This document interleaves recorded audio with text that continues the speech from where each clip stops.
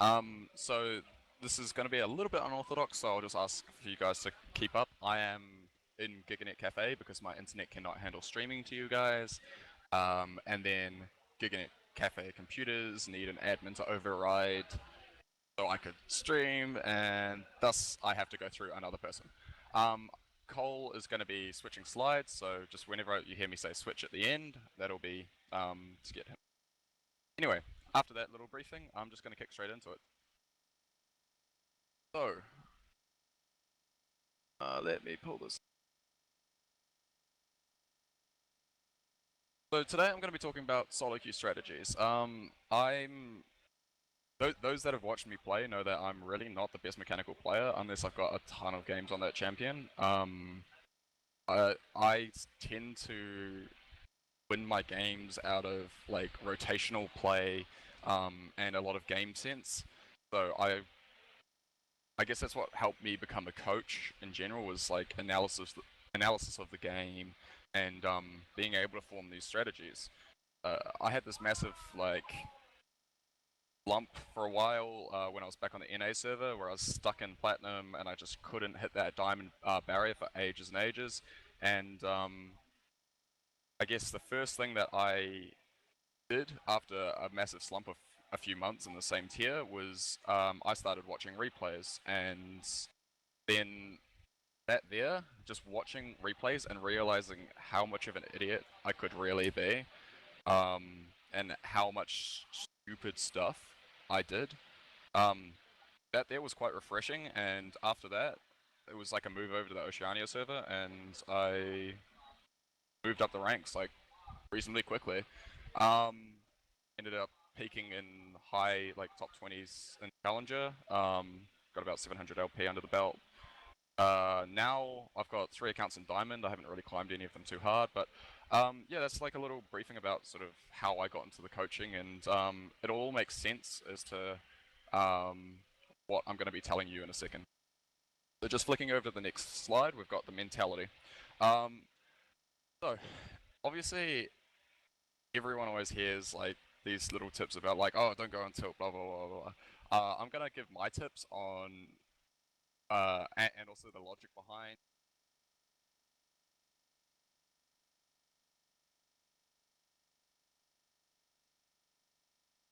Attitude is that includes like how you talk to your use Nick. Okay, I'll just adjust my mic settings. I heard that my voice is breaking up a bit. One, 1 second.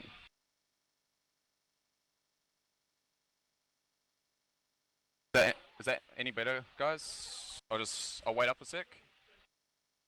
I'll let you guys give me a bit of feedback.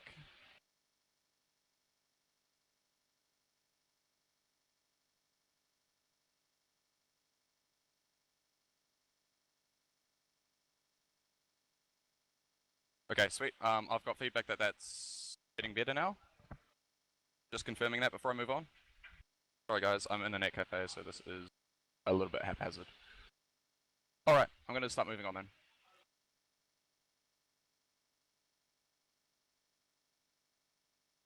Back to my presentation. Anyway, mentality, attitude. Don't let your ego get in the way right from the go at Champ Select. If you're in Champ Select and you're using negative words straight off, like only jungle, like that there is, it makes people like, yeah, you might only play jungle, but it's just such a negative connotation that goes around it that other people won't take well to. You've already got like 5 enemies, you don't want 4 more. So starting off, just in Champ Select, pull your role with like jungle please, or jungle pref, like that sort of thing. It does actually make a big difference. This next one under last game. So the last game, it doesn't really matter now. Like every single game is going to be different.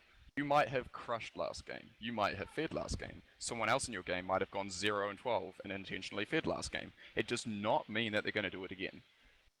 If they're in the same elo as you, it's probably for a good reason. Yeah, they might have intentionally fed last game, it might have been because someone berated them or whatever. You might not have that person on your team. They might have a good game. It happens. So just forget last game. Don't hold grudges going into the next one. And if you don't don't be overconfident as well. That's really another important point. Um, Following roles in Champ Select. Okay, so if you can play another role and someone like insta-locks over you, for example, don't get mad at them for locking over you. Just have the mentality, okay, so they now have their preferred role. If you believe you're a good player and you can like try to win, keep the good mentality. Just pick up another role and try your best at it. Don't be like, I can't play this role, I can't do this, because it just ends up being an excuse. If you have an excuse to play bad, then you will play bad. And you will dismiss all of your mistakes just based off the practice that, like, you are saying, oh, I can't play support, so that's why I'm dying a lot. If you just go in and say, okay, you know, all my other roles are taken, I'm not the best AD carry, just play it out. Play it out as best as you can. Don't get upset about it. It makes an absolute huge difference. You can mention at the start of the game, just say, AD isn't my strongest role, but I will try. People shouldn't flame you. If they do, just hit mute and keep playing it out. Like, whatever you do not make excuses for bad play, because it then you won't absorb any information, and it's all about learning from every single game. If you want to climb quickly, you need to learn from your mistakes. Okay, so KDA and win rates. Moving on to that. KDA and win rates, yeah, they're all good and stuff, but don't like win rates do mean a bit more than KDA, but KDA honestly means nothing in the long run. I know back in like season 3 and 4 and stuff, I played like a lot of Singed, mainly season 3. My KDA was terrible. Like, it really was. I had a really, really high win rate and like decent amount of games and stuff though, because I was applying pressure and stuff on the map. Like, I was doing a job that was really, really good. Sure, I might not be going like 20-0 and like winning the game that way, but the amount of pressure and like the plays that were made was enough to win the games. So don't go in being like, oh, I've got a higher KDA than you and stuff. You can win the game without a good KDA. It really doesn't matter. Rank and MMR. Okay, if you're in ranked, people like even if you're smurfing, don't be a dick. Like if someone else takes the role over you and stuff, it's you know, it's the internet. People don't believe each other, whatever. Anyway, I'm not talking about Smurfs. I'm talking about normal people here. Rank and MMR. Everyone is in the same rank and MMR as you, unless you get to like really really high elo, and then it's a little bit of a different story. But in general, rank and MMR, you're in the same bracket. You've all been paired under the same umbrella, so you're all around the same skill level. Some might be better at like some roles than others, some might be better like mechanically, some might be better strategically. Regardless, you've all been paired at this elo. Just get over it. Solo carry mentality. This is pretty much what I'm gonna be really, really looking into here is the solo carry mentality. This one I am believing in less and less every day, especially in Season 5. I'm going to go into the next slide now. So this is my throws versus carry. My theory here is solo queue is not about carrying. Now that's like a hard one for people to grasp usually, but solo queue is definitely not about solo carrying. Like, it's not about you getting fed and carrying the game. This does work. It does. Like, you can solo carry games, but it's inconsistent. You're putting all your money in like just you winning the game. So, games are thrown more than they are solo carried. I think I truly believe in the statement. You know, some people may disagree, but every time games are always winnable until start dropping like you know 1,000 gold plus couple of inhibitors. Then like they can be winnable, but it's whoever can throw the game harder in solo queue generally speaking, because the game isn't played out methodically and stuff. whoever throws the game harder will end up losing, rather than whoever carries the game harder wins. If you think about it that way and try to reduce your mistakes rather than like have this solo carry mentality where you need to try and make these big plays, which can then end up making you throw a game, you'll probably end up carrying harder, like in the fact winning more games. So reducing throws, in my opinion, is how you can carry. This is so much easier to start doing little things to stop your mistakes than try to like pull off these massive plays that you see now. You know, an insect might be okay to try and pull off, but more than not, you'll probably throw the game. You'll probably go in and wait, hold up. Okay, I've got the voice thing again. Give me 1 second.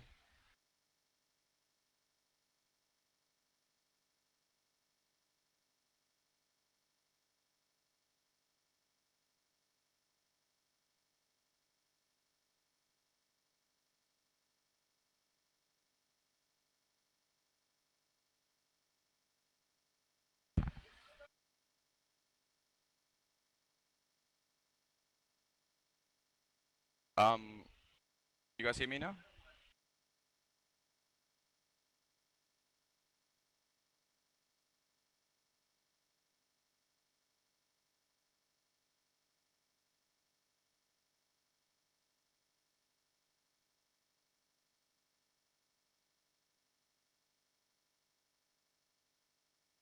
Okay.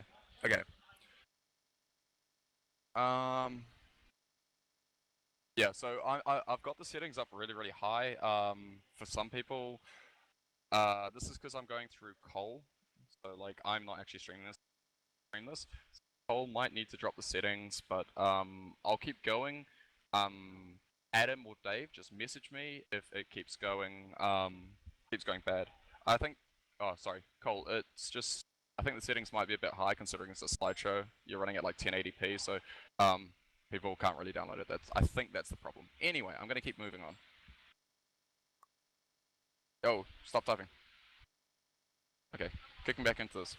So, where was I? Reducing throws is how you can carry. Yeah, moving on off that note. On slide 4, we have carry mentality. So this is the mentality a lot of people like take with them into ranked is, oh, you know, I need to solo carry this game. I need to snowball hard, right? Snowball hard, yeah, that works and stuff. Like trying to absorb as many resources as you can, like taking farm, taxing lanes. If you're a jungler, taking all the kills as a jungler, for example, taking kills as support even. This it does work in like in a lot of cases it does work, but as I'm saying, this is inconsistent. If you want to be able to like improve yourself as a player, you need to learn how to like not just carry off snowballs, because if you continue to try and play as a snowball carry, if and you get behind, then you start making more and more mistakes because your habits are snowballing habits. And this happened to me a lot when I was a Kazakhs main. I used to like snowball super hard, but if anything went wrong in another game, then I would end up like dropping behind and playing as if I was going to snowball. And I think being able to play at like the average pace of the game, and then if you snowball, be able to have the foundations which can help you win. That is a lot better than just trying to like snowball each game out of control. It's a bit of a hard concept for me to like try and explain. I'll get into that a lot more later. Um, this carry mentality puts a lot of pressure on you and a ton of frustration if you can't do it. If you can't pull it off, then you know, even if you're doing really well and stuff, you just start getting really frustrated if you're losing and stuff because you know you've taken all the kills, you're 12-2 all of a sudden, your team's doing really bad, and that's where you start getting on tilt. You start getting frustrated. All the pressure on the team, like they will look to you and say, you know, come on, you have to carry now. It's really not a good situation to be in. This is where a lot of rage and stuff comes from, is this carry mentality. Uh, as I'm, as I was saying with the disclaimer at the start, you can carry. Like it does work, but this is a lot of like stress which we don't need to put on ourselves. There are other ways that we can do this. I talked about the big plays before, like all the insec and stuff, so I'll just kind of skip over that. Overconfidence kind of goes under the snowball hard one. So I'm going to move down to consequences. Now, the consequences of having a solo queue mentality and trying to absorb the resource map into yourself is think about it like an investment. So if you're in a situation where you have like a lot of money you want to invest, right? You have $100,000. If you put that all into one investment and that fails, then you've got nothing. Think about your team. You can invest into 5 different players here. If one of them fails, then you've got 4 other safety barriers. Don't like you just never ever ever think that solo carrying is the only answer. If you do spread your resources, everyone should be the same level as you. People do make mistakes.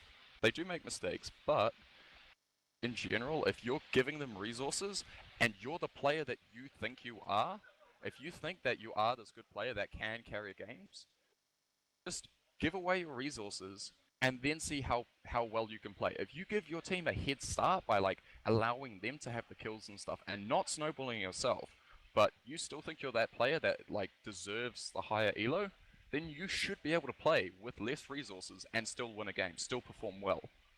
If that makes any sense to you guys, I think it makes a lot of logical sense that if you believe you're the better player or whatever, you should be able to still outplay the other team with the same amount of resource as they would have. So yeah, that's just something to think about is being able to bring your team up and yeah, the other consequences that I was going to talk about is just the fact that yeah, if you're investing in yourself, the main thing is if you make one mistake, the game will be thrown. If you step out of line and you're that 12-1 Riven or something like that, you try to dive in that back line due to the overconfidence I was talking about before.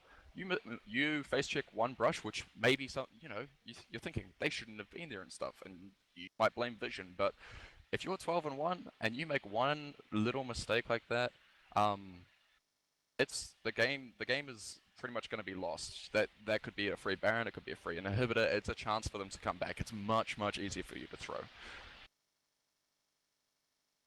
Okay, I'm just gonna stop here for a little bit, ask for some feedback in Twitch chat. Any questions at this stage? Um, I'll move on to the next bit in a second, like, because that's another mentality. Just any questions specifically about this whole carry mentality and my thoughts on it?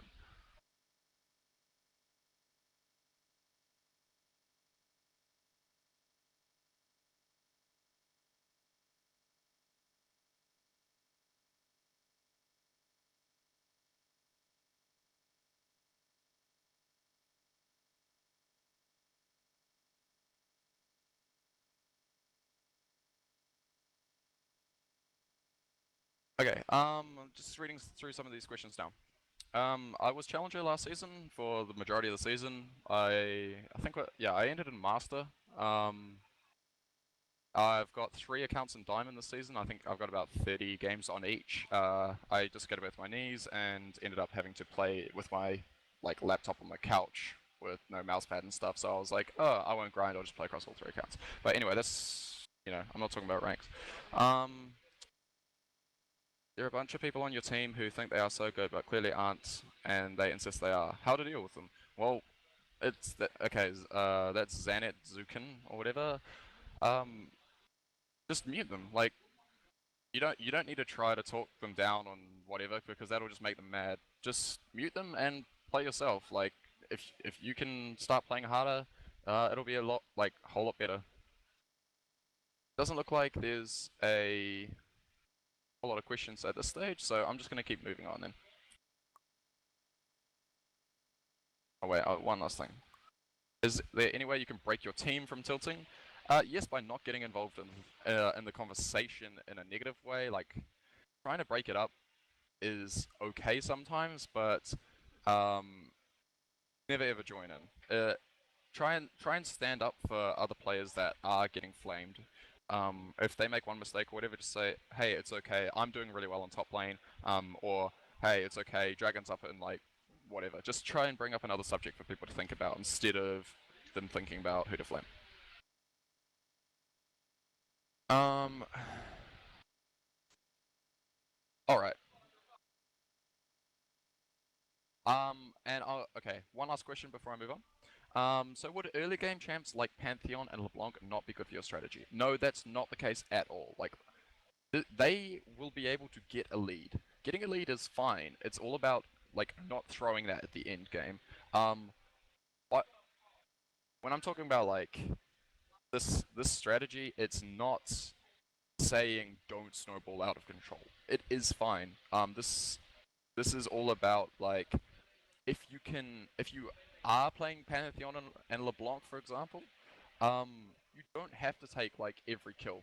If you're already ahead, and you roam down to bottom, if there is the chance that like there's 100% secured kill or whatever, give it your AD carry. Don't take yourself. Then all of a sudden they're stronger. You know you're already strong. Like you know how to play that champion. So then you can carry on that way. Um, there are sometimes that can like 1v5 and all that sort of stuff, but if they get CC'd, if they get out of position, then it's, yeah, as I was saying before. Anyway, I'm going to move on to slide 5, which is team mentality. Yeah.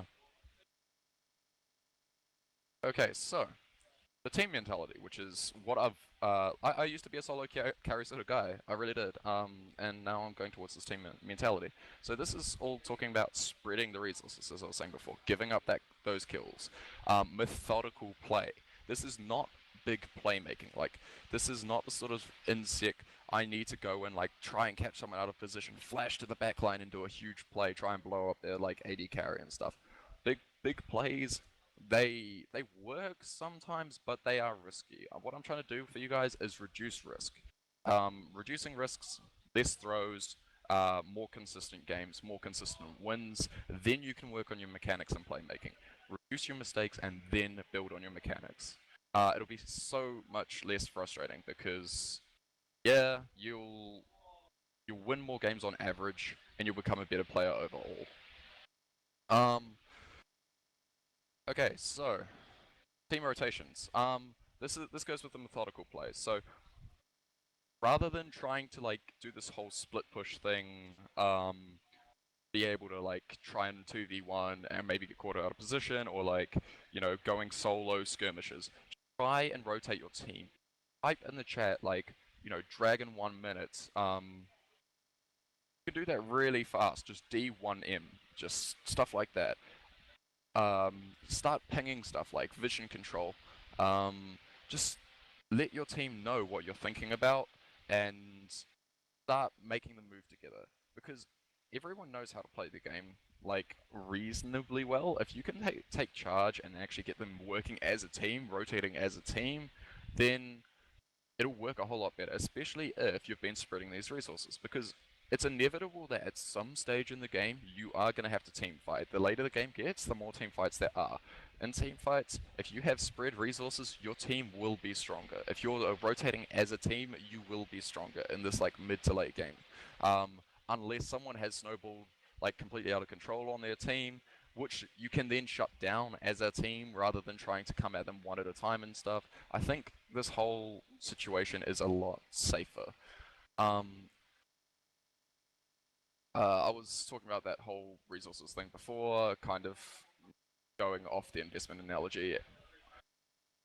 And yeah, this is a way that you don't have to put this pressure on yourself. You don't have to do this whole solo carry. If you get caught out of position, it's not as bad because you're not the solo carry sort of guy that you were trying to build yourself up to be. Um, if you put the resources into the rest of the team and you still play well with like what you have, then you get carried. This is like what a support has to do. Is they don't get much gold, but if they do their job right, they ended up getting carried because they get their team fed. So this is kind of like a support mentality, but it works for everything because you don't need to have like 20 kills to win a game. You can go the game. If you don't die and you get like bonus assists and stuff, you're like, oh, I'm not getting kills and snowballing and stuff. And it's like, yeah, but you're still probably going to be ahead of the other person if you're just getting like assists and not dying. So, and your team will get strong enough that they can just carry you straight, like carry you outright. Yeah, so going down to reducing mistakes, I'm just going to quickly brush over, I guess, the areas in which you can reduce your mistakes and then capitalize on their mistakes. That is the biggest thing that I really want to talk about. Is wait, reducing. I'm going to change this real quick. Capitalize on mistakes. So I have talked about trying to reduce your mistakes, trying to spread the risk of throwing a game. So if you are doing this and you're getting your team fed, the other team probably isn't going to be in the same sort of situation. They're going to have a whole lot of like a team of one player, whereas you're going to have an entire team, like a unit as such. So I'm going to talk about the capitalizing on their mistakes, and that's how you're going to win a game. You're going to cause them to throw the game. You essentially, vision is a huge one here. You have really, really good vision control. With a lead, it means that you can play that methodical map movement. You can rotate between turrets and extend your lead slowly and safely. Well, not necessarily slowly, but just safely. Uh, as long as you can see them coming, you shouldn't die.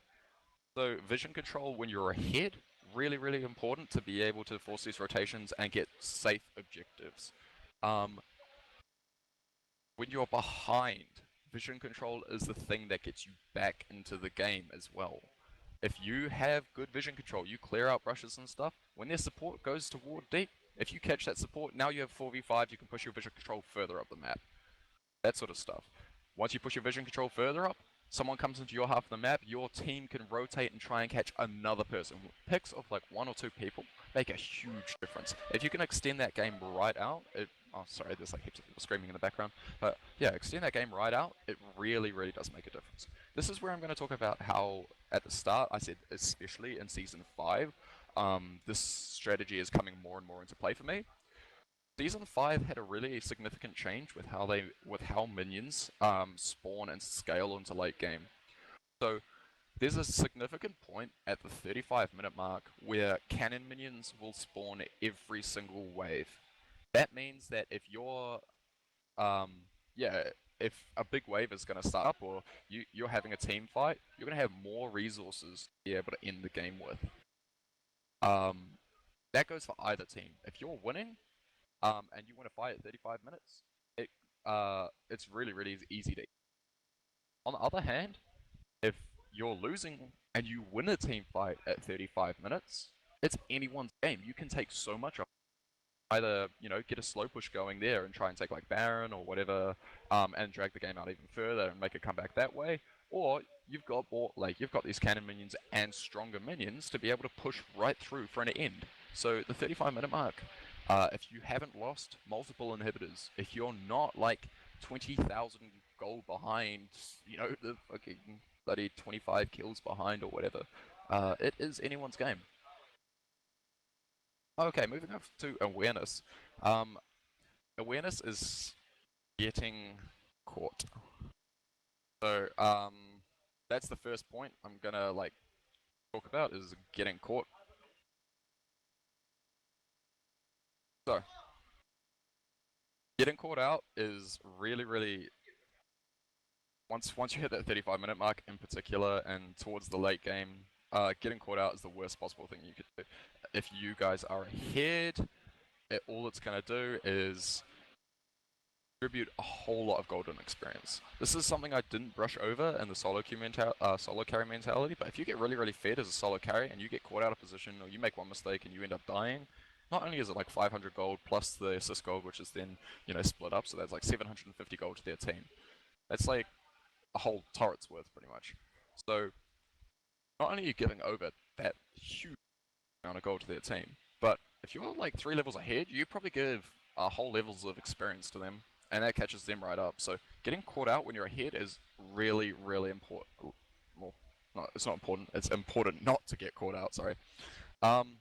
Second level of awareness is where the pressure on the map has been. So, um, this is this is quite significant because it allows you to know where you're going to be safe. So, and also where to rotate to next. Like if you have slow push,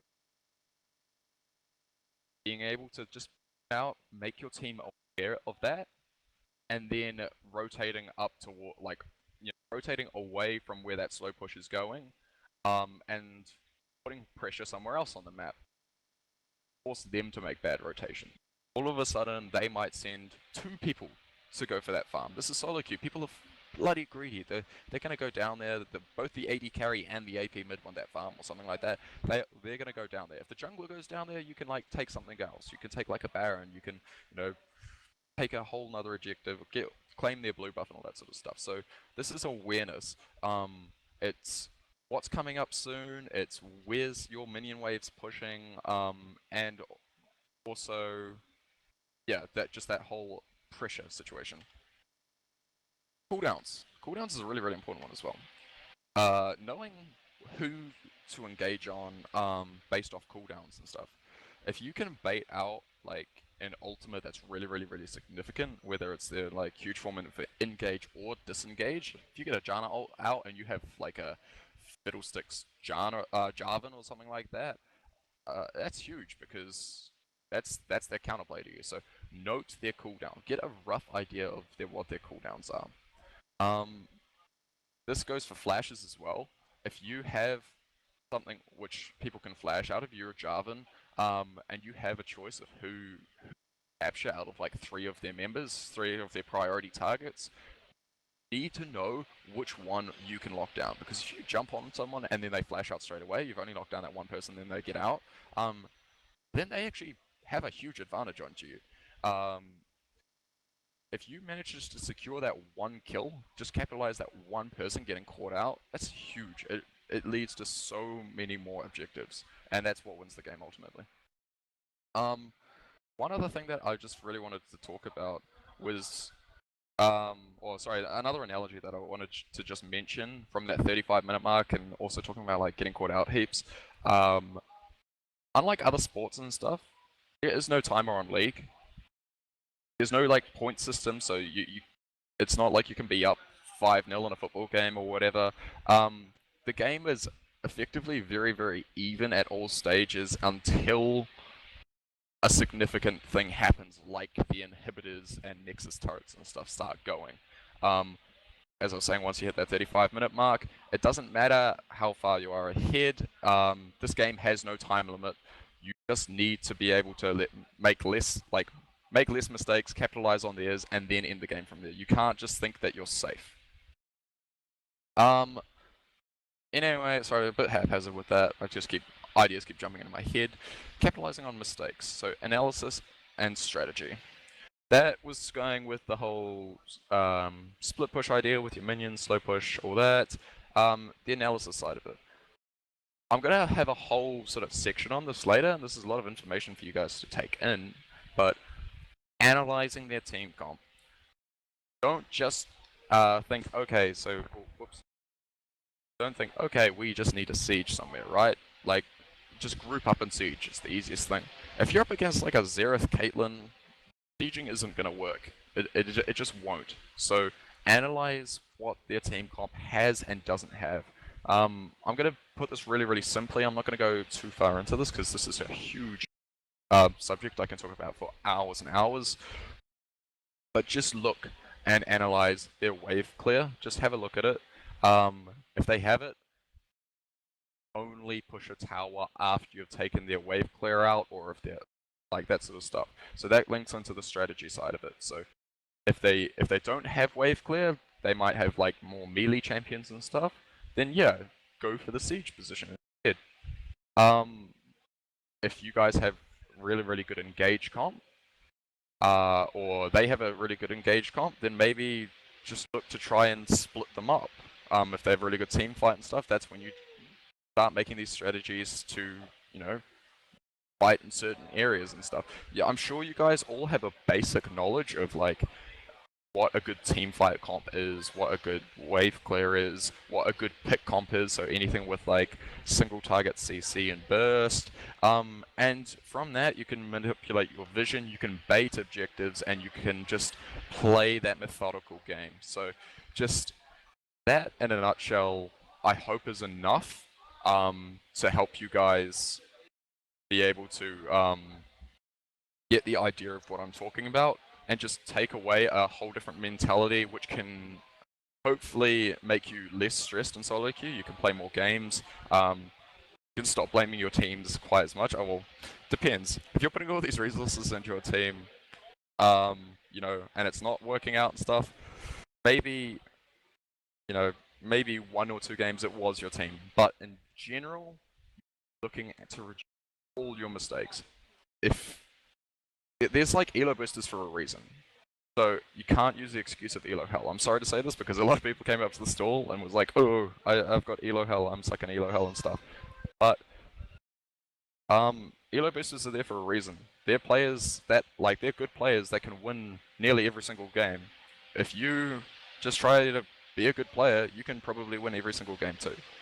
Or nearly every single game. I'll put that disclaimer in there, nearly every single game.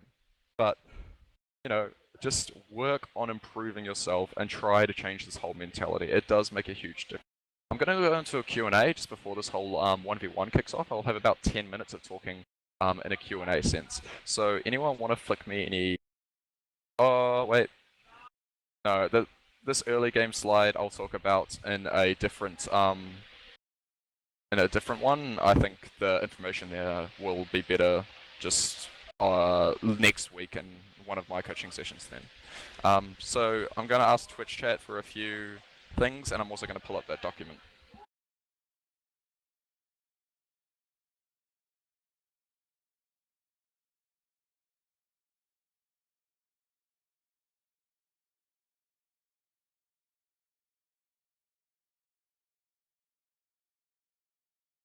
On the subject of vision, before first back on say CAD, would you save ward for the jump escape or secure vision on one side and then hope not to be ganked during trinket cooldown? Well, okay, so Rapier, on that note of cat, like how you should play with wards and stuff if you already have an escape, I'd recommend having like a pink ward on one side, being able to hug that side, and then keeping your trinket just as an escape, or even a green ward just for the 3 minutes on that side. Because it's just having the trinket for the escape and then having a proper ward there for 3 minutes. Pink ward can even last way longer. That's safety. 75 gold for that vision is complete safety, and you can just farm it up and become that late game monster or mid to late game monster that Katarina really can be. Hope that helps. Here's my question: are we kicking off the 1v1s right up on 8 PM? Yes, it will be pretty close to 8 PM. I'm going to try and wrap this up in the next few minutes so that we can kick into these 1v1s. Yeah, I do. This is just before the first back. Oh, right. So before the first back, I guess it really depends. If you're overextending in lane, it's probably best to hold onto it because they can come from either way. But if you're like holding in the middle of the lane, and you're not really pushing that hard, I'd lay the ward to one side, and then hug that side. Hope that helps, because that means you can like actually still apply pressure.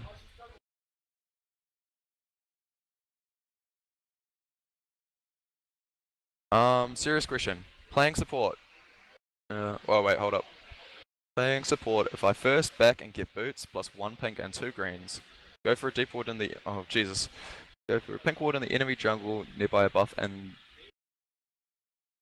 the green for easy gank routes from enemy mid jungle. Is it better than first item rush stone? Wait, that is a really complex question. Well, like, not complex, but terribly worded for my brain to process right now.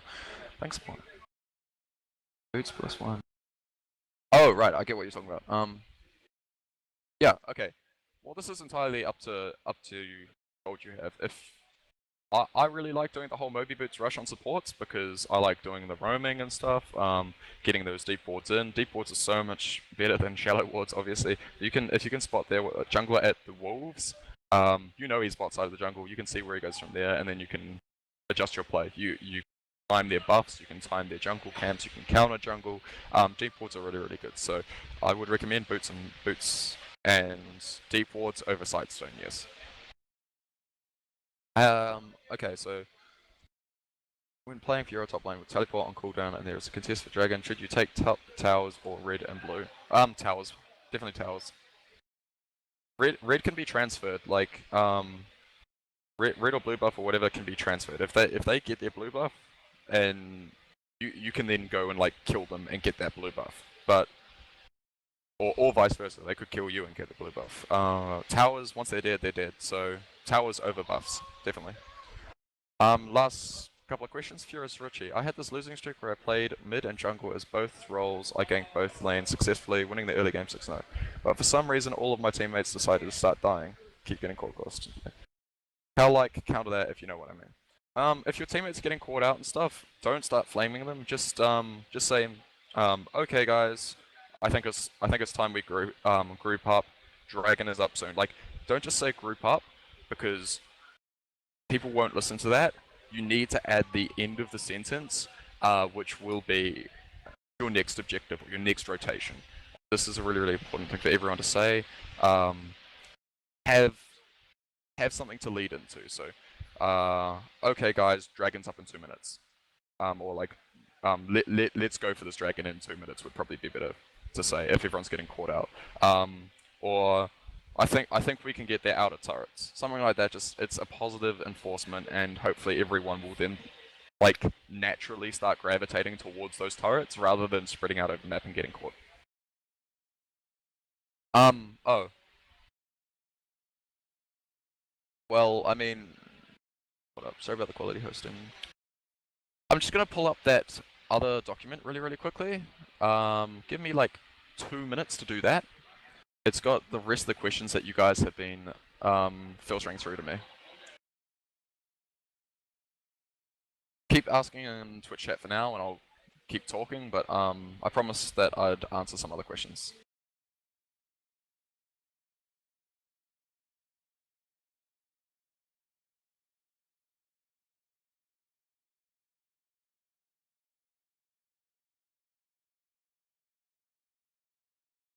One second, guys. I just haven't got this document open at Giga Cafe. By the way, if anyone's at Giga or like keen to come to Giga, I am alone here, and I am gonna stay and play some games. I need a duo partner. Come help me.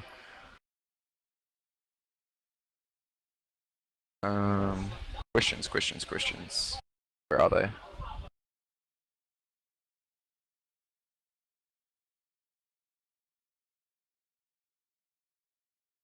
One v one will be starting up soon as well, guys. So just note that down. I'll just try and wrap this up really quickly with some of your last questions. There will be next week. I'll put a poll up of what you guys want out of me. This one was a lot about your mentality because it's really, really easy for you guys to start applying that whole thing now, rather than talking about like strategy and mechanics, which take a lot of time to learn.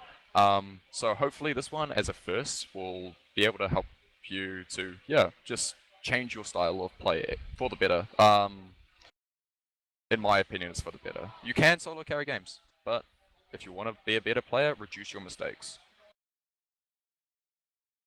Okay, I've got... What?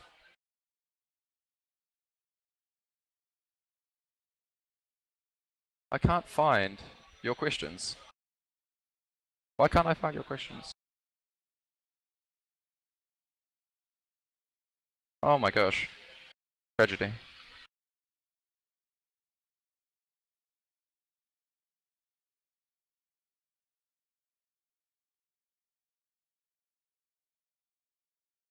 Okay.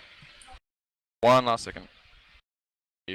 20 seconds to try this out. Yep, okay, found them. New responses. You have 5 questions. Brilliant. I will motor through these. We have 6 minutes. I have 5 questions. 1 minute a question. Easy.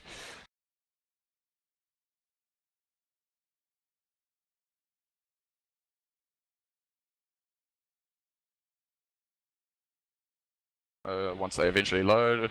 Come on. Okay, could you give me the top three? Could you give me the top three champions in solo queue for each lane? I mean that's a reasonable question, I guess. So for top lane, I would say Sion, Sandra, and Aurelia probably. I guess this is yeah. Those three are all really strong at the moment. And the jungle, I would be saying it's still probably Jarvan. Oh, okay. Ignore the Jarvan one for now. Vi, Lee Sin, Rek'Sai maybe. Those three are really strong. I like Fiddlesticks for that. What I was talking about before, how you can have those like disables and stuff, and try to capitalize on their mistakes. You can do that with Vi a bit as well. But moving down mid lane. Mid lane at the moment actually.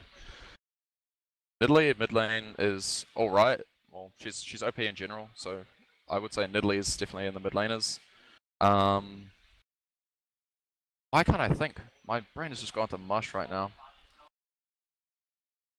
But mages, Ahri, definitely Ahri, LeBlanc. I'd say Ahri, LeBlanc are two laners right now.